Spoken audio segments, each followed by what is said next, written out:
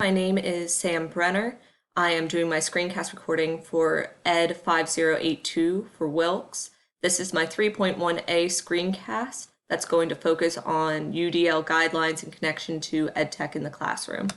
So as far as UDL, stands for Universal Design for Learning, and the guidelines are divided into three categories, which is engagement, representation, and action and expression. We're going to be focusing on engagement when I'm talking about EdTech. As far as DI, it's differentiated instruction. I would define that as instructional strategies to enhance the classroom curriculum on an individual level. So like I said before, I'm going to be focusing on engagement when I'm talking about EdTech that I personally use in my classroom in conjunction with the UDL guidelines and differentiated instruction. So as far as the different pieces of engagement that I felt coordinated with what I do in the classroom, I'm looking at access, building, and internalizing.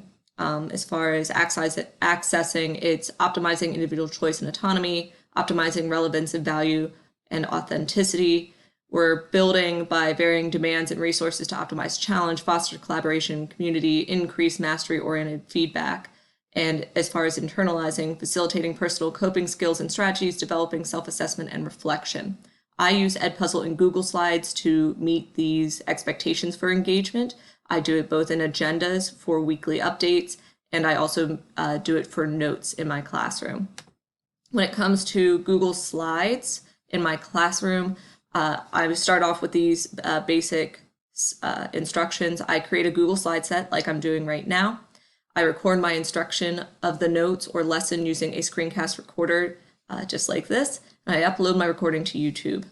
It allows students to complete lessons at their own pace. The lesson can be rewatched multiple times at different speeds. So this feeds back into when we were talking about engagement. It optimizes relevance, value, and authenticity to students on an individual level, giving them choice and control over their learning. And it fosters collaboration and community because it allows students to reach a level of mastery at their own pace and then communicate with our community. Alrighty, as far as examples of my YouTube content, like I just said, I make the videos, I upload them using Google Slides, so that way my students can learn different lessons and gather information at their own speed.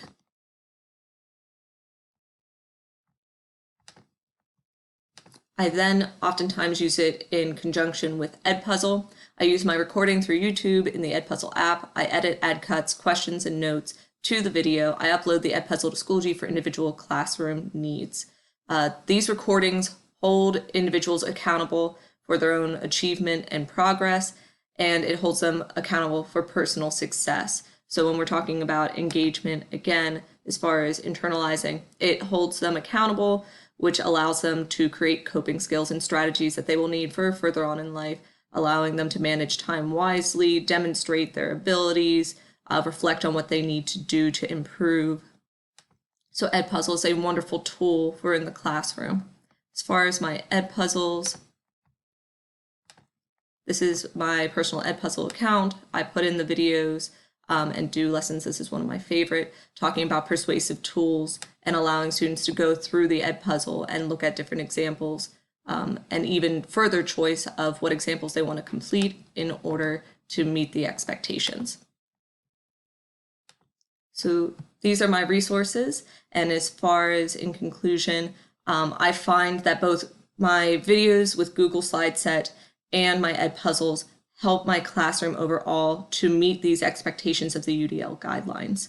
I hope you have a wonderful day, and I will talk to you later. Bye.